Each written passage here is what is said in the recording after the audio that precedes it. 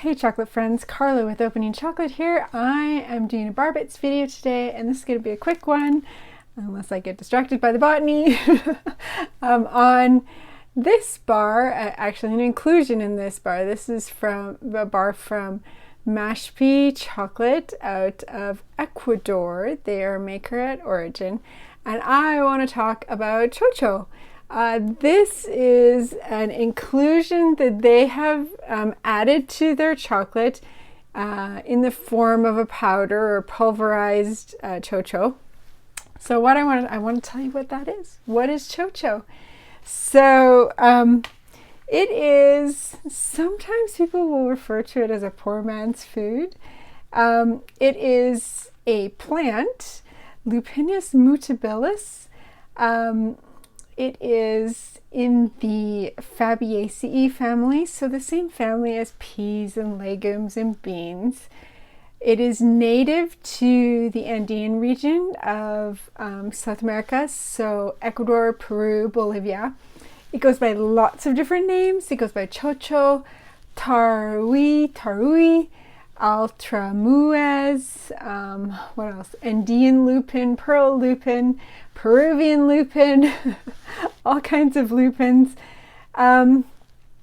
Sometimes other plants that are not lupins are called lupins or lupines in other parts of the world. So sometimes those colloquial terminology gets mixed up.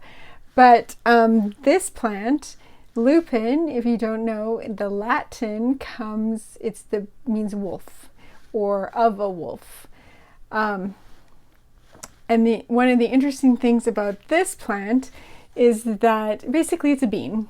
It's a bean. I'll put a picture. It's a bean. It's a legume. And something that so it's a annual plant, no wood, grows to be anywhere from 1 feet to 9 feet, like a pea that grows in your garden. You know, it can be this high, or it can be, you need the whole trellis for it. So it's 1 to 9 feet. It's herbaceous. It's an annual plant. It has palmate leaves, so leaves that radiate from a center like the palm of your hand. And like all legumes, it has nitrogen-fixing nodules. Now this is where the wolf name comes in. So it grew in places that other plants didn't grow because they were nutrient poor. And they grew there because this plant can it can fix nitrogen or make it available for the plant to use or other plants. And this is something unique that legumes do, and it helps restore the soil in the area. So it grew in a place where no other plants grew. People at first thought it was ravaging like a wolf that area, when in fact it was actually doing the opposite. It was making it better. So chocho they're white seeds, which hence the name pearl lupin, white beans. They are very high in protein and fat, and that's the whole purpose that the plant uses it for, to store energy. But as a human, we can use that for nutrition. So they're very high in protein, very high, so like 40% protein, 20% fat. They're high in a particular amino acid called lysine. But they do, some of them, particularly this variety, can have a lot of bitter alkaloids in them, high alkaloid content. And so and that could make you sick. So before you want to eat lupin or tarwi, whatever you want to call it, before you want to eat it, the good thing is that those alkaloids are water soluble. And so if you soak it for 48 hours, all those nasty bitter alkaloids will come out, and you're left with something that's high in protein, high in fat, and can replace animal protein, which is why it was called a poor man's food.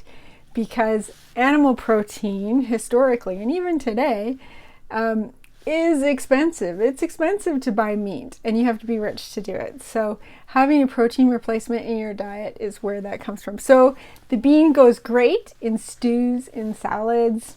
You can find it in all kinds of things in South America, and chocolate too. So this is a unique chocolate experience. I give it a try. I'm ventured to guess that not a lot of you have had Chocho, so this is something fun and unique and a cultural inclusion coming from the Ecuadorian chocolate maker Mashpi chocolate. And that, I got a little distracted by the botany. That's today's bar bits video. I hope you can use that in your tastings in the future if you're using that bar or any other Mashpi bar or another bar that happens to have Chocho. I don't know of one, but maybe there will be. So if you come across that, I hope you can use that. If you like learning about chocolate and inclusions in chocolate and botany and all things related to cocoa, make sure to subscribe. Leave me a comment if you got something to tell me, and I will see you next Thursday. Thanks for watching.